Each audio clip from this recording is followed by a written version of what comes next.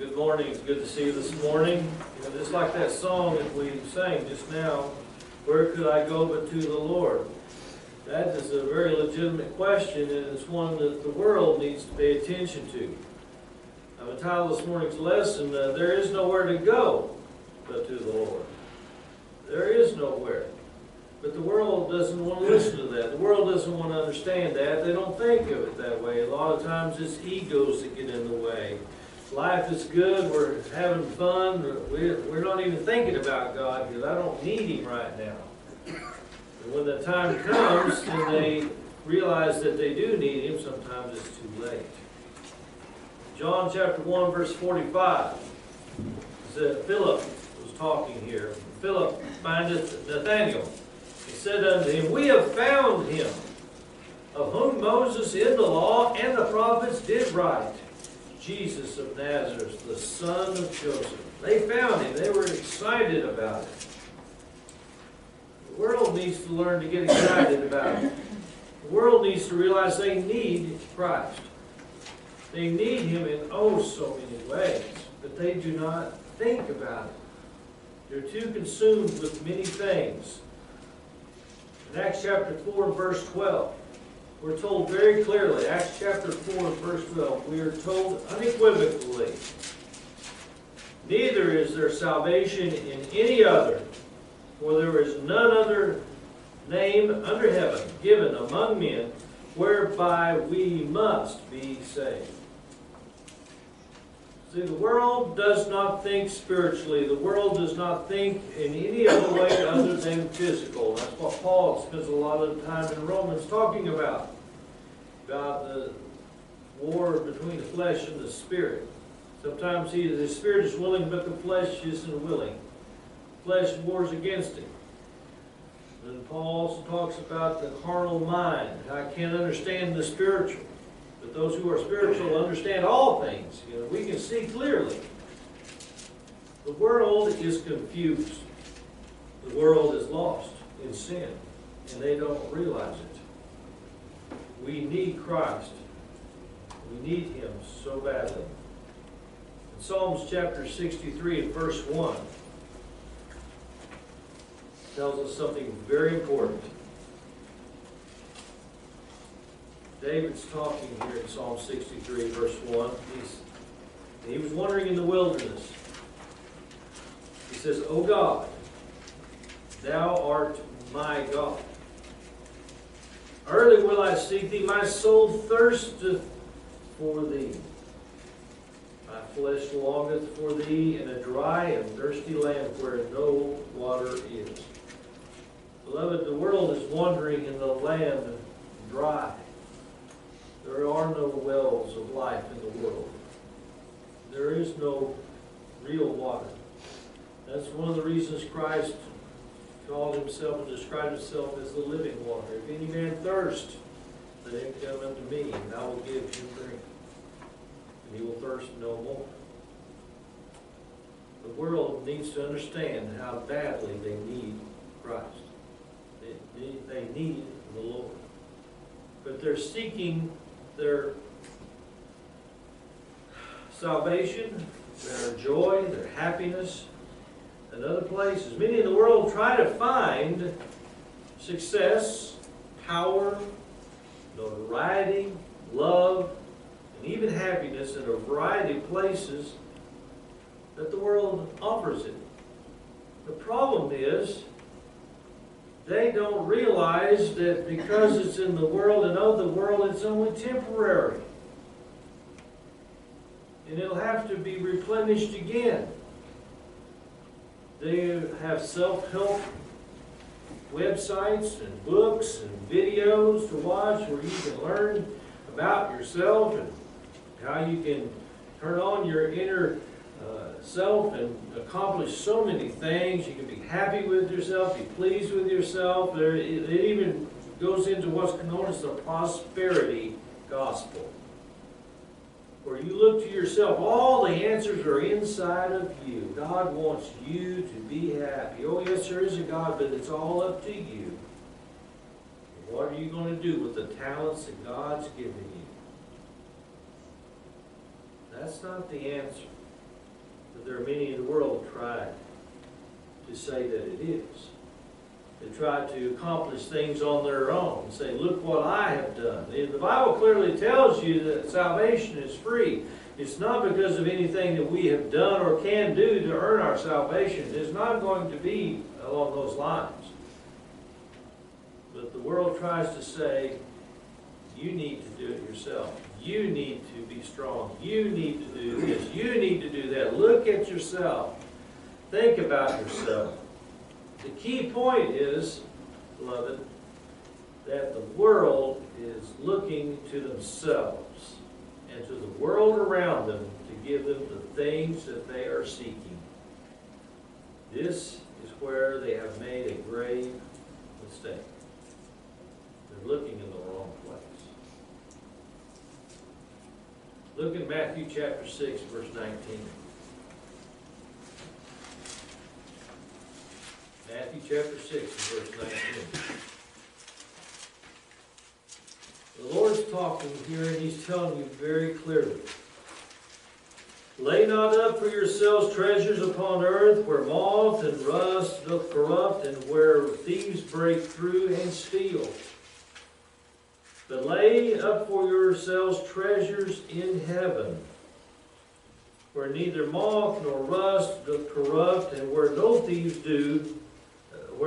do not break through nor steal. He's telling us where to focus our attention and our desires. Don't desire the things that are in this world. Matter of fact, we're told to be transformed by the renewing of our mind and not to love the things of this world because they're not going to last. Nothing of this world lasts. The buildings that we have built, even those that have been built and standing for centuries, are aging and they have to be maintained to stay in good condition. Nothing man does here and now lasts. Period. It makes no difference what he does. In Jeremiah chapter 10, verse 23, he says, O Lord, I know that the way of man is not in himself. The answer is not in me. Yet we have people in the world saying, look at yourself. Think about yourself. You can do it. Believe in yourself. Look at your heart. Look at your talents. All the time they're saying, focus on yourself. And God says, it's not in you. How much more clear can God make it? It's not in you to direct your own steps. It's not in man that walketh to direct his steps. Period. So I'm not the answer. I'm not the answer for one of the things that I want or need. My neighbor's not the answer. He's a man too. And the answer does not lie with men, period. If it doesn't lie with men, it's certainly not in the world. So what do? There are some in the world that try to let money solve their problems. But it doesn't prosper. Think about Ananias in Acts chapter 5, verses 1 through 11. Ananias. He went out and sold some property, and he brought the money back and laid it at the apostles' feet. Said, here it is. But God knew it wasn't all of the money.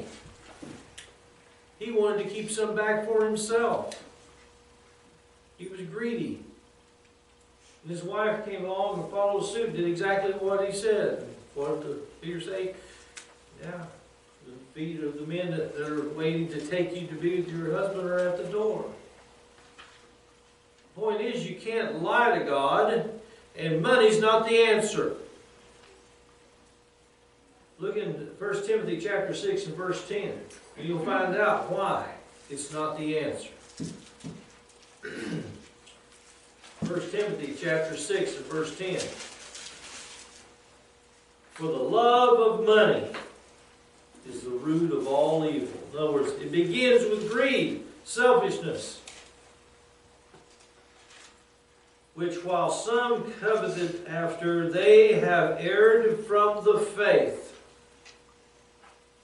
and pierced themselves through with many arrows. In other words, you kill yourself.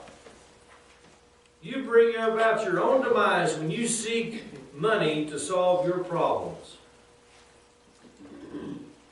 You can ask millionaires and billionaires if they need more money, and the answer is always going to be yes, because I never have enough. So you can't seek to solve your problems. You can't seek happiness and joy in something that has to be replenished.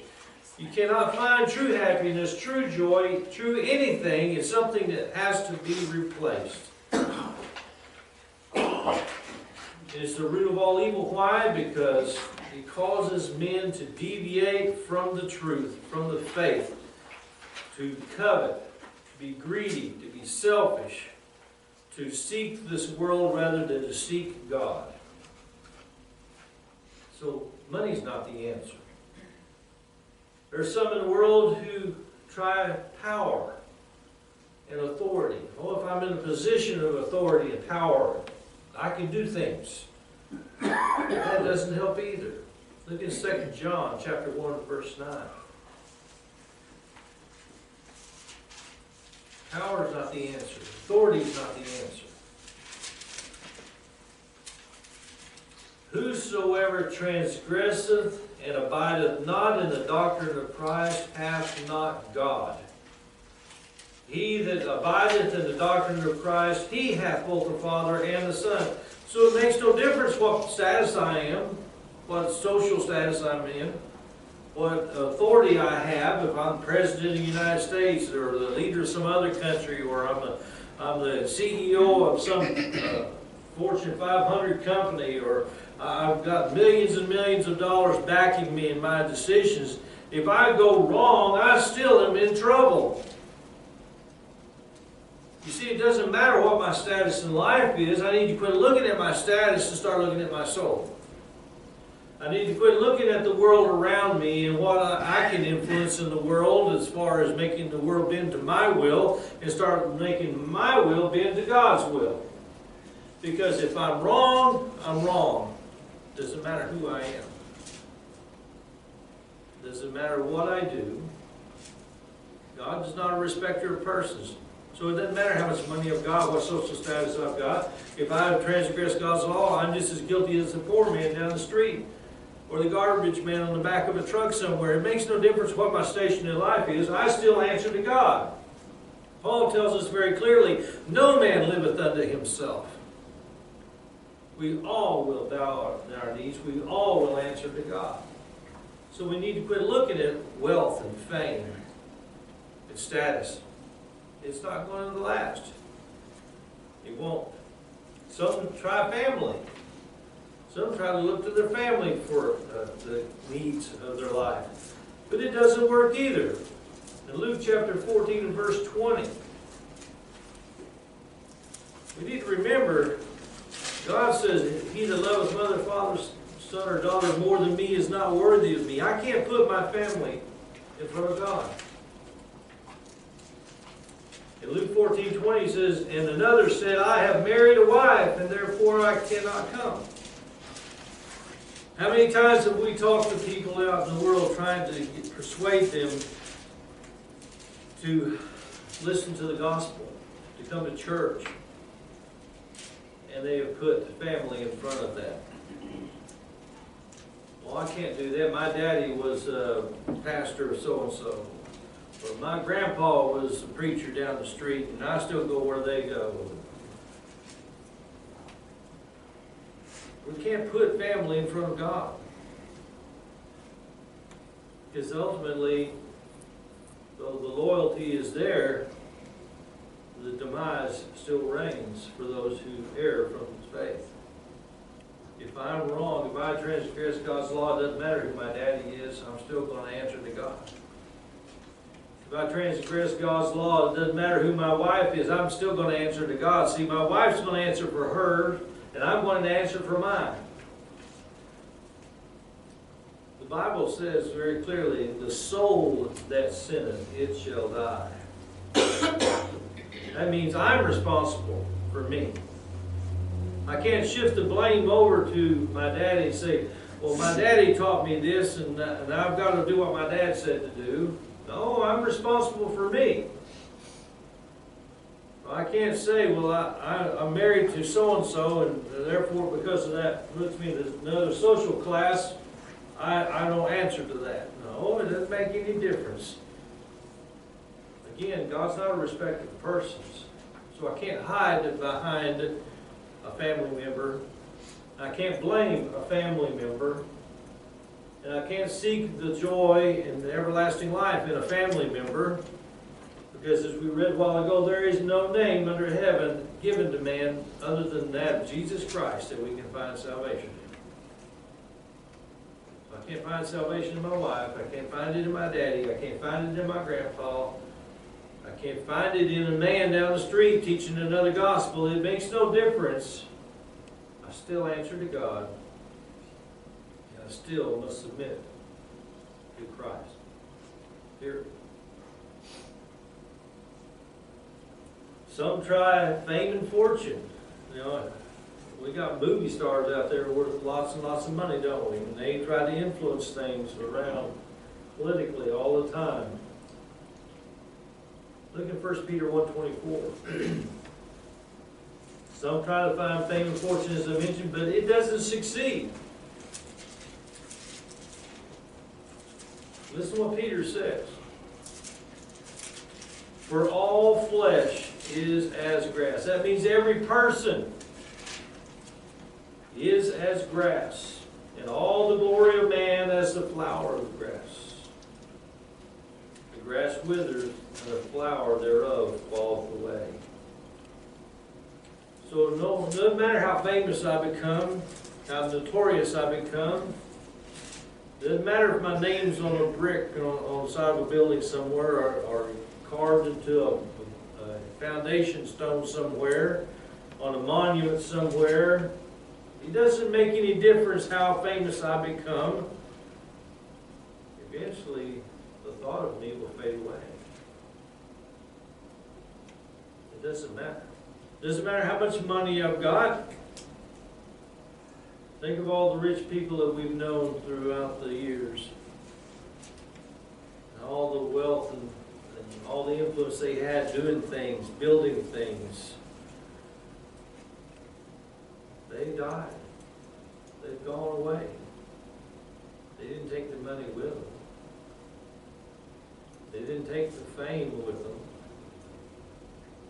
We can go find monuments and graveyards, can't we, with people's names on them, the year that they were born and the year that they died. We can find names on the sides of buildings because they were on the committee that was assigned to build that building. Maybe they were on the school board and had something to do with the building of that building.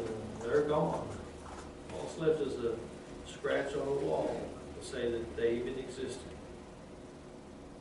You see, what we can do in this world now is our influence, because of our fame or our wealth or our notoriety, eventually is going to go away. There'll be someone else come up that has money. Someone else is more famous than we are. What matters is what we do with the time that we have here.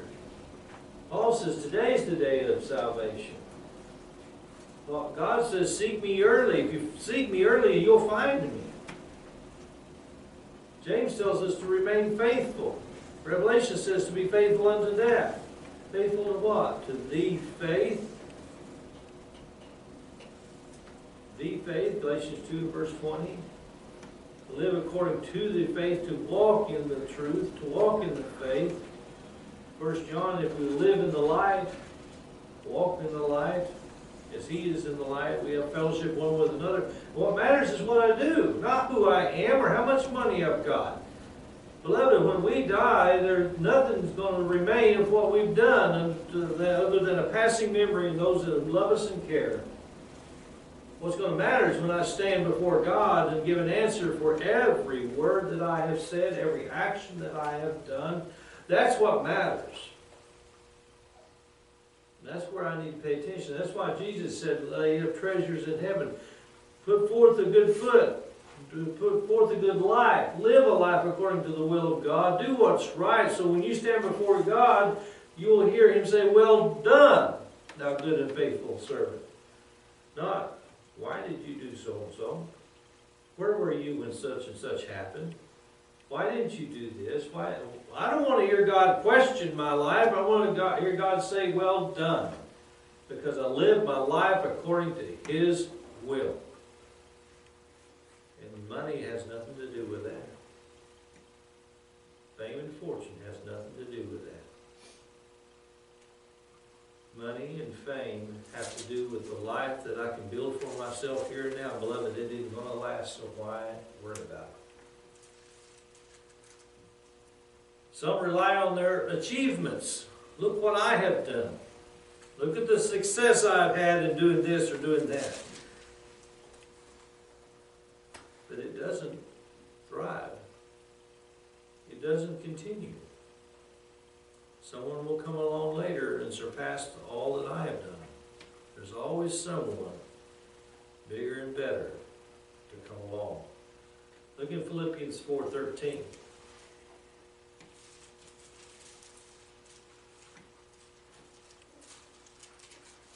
Philippians 4:13 says, I can do all things through Christ who strengthens me. All our efforts must be made through Christ. That's where the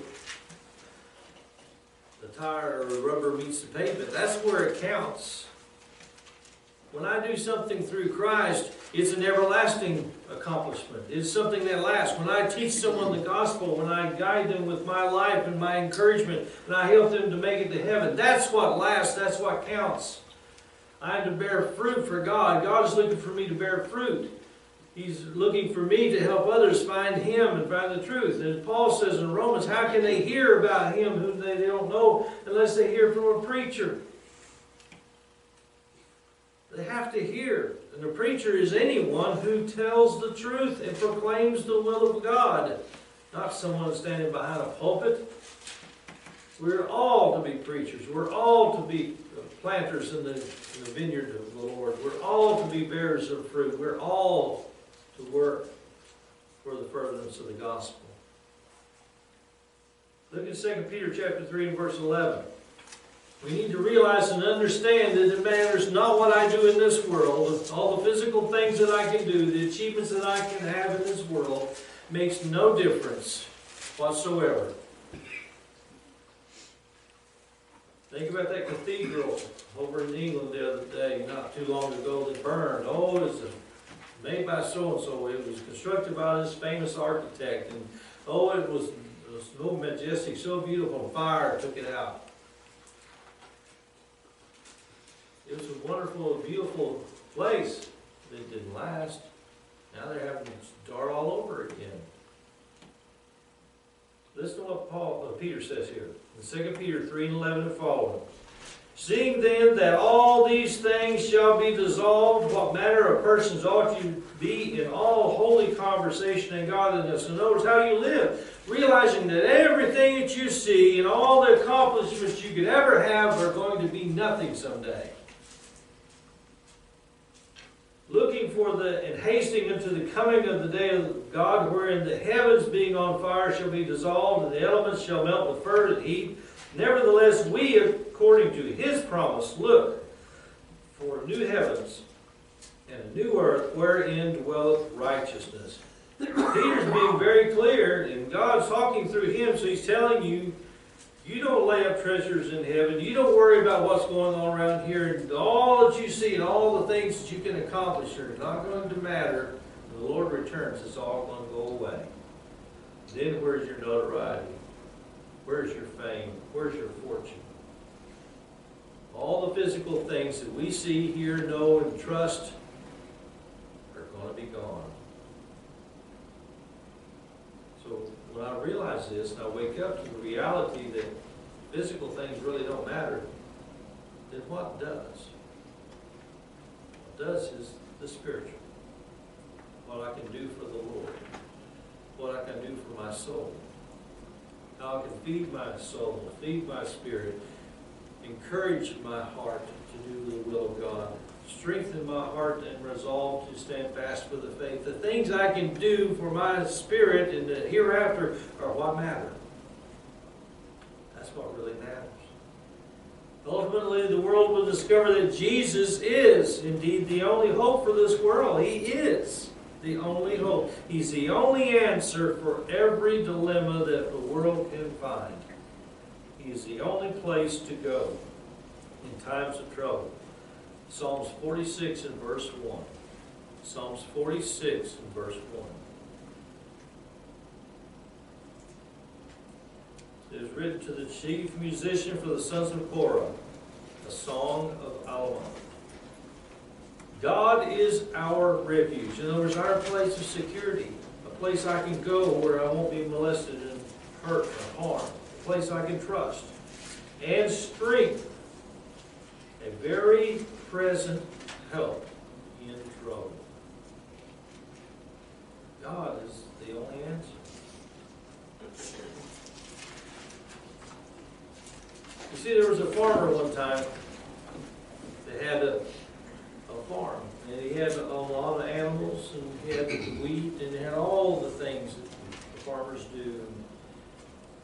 Lightning storm came by one time and set his barn on fire, and set his crops ablaze, took out everything. And after the fire consumed everything, he was walking around, went over by where the chicken pen was, and he lost his chickens. In disgust, he saw something on the ground and just kicked at it. Well, it turned out it was the carcass of one of his hens that he loved. He didn't realize it, didn't look like it. But when he kicked it out from under that little baby, out from that chicken came a whole bunch of little babies. And he realized something. Even though disaster strikes around us, there's always a place of safety, a place where we can hide. See, the world was being destroyed around that mama hen, but she wasn't going to let anything get to those babies. God is our refuge. No matter what happens in this world around us, the destruction of the world, the loss of the economy, the sin rampaging around us, all of the death that happens around us. It matters not what the world does. If we are in Christ, we are in a place of security and safety. In Psalms 46:1 says very clearly, God is our refuge. We have a song that we sing in the cleft of the rock. He hideth my soul. There's a reason for that song. It means that God covers me there with his hand. He protects me. He delivers me from my enemy. He delivers me from every circumstance. And God, Paul said, holds true. I am confident that God is well able to keep that which I have committed to him against that day. Christ is the answer. He's always been the answer. Let's always look to him for our needs, fulfillment of our desires. Because he seeks to fulfill them for us. And he says, you have not because you ask not. Let us always look to God and not to the world around us. Let's always seek the spiritual and not the physical. God will take care of that physical for us if we take care of the spiritual like we should. If you're here this morning and you need the prayers of the church, you need to put your Lord on the baptism, whatever needs you have in Christ Jesus, when you come now, Father, we stand and invite you in song.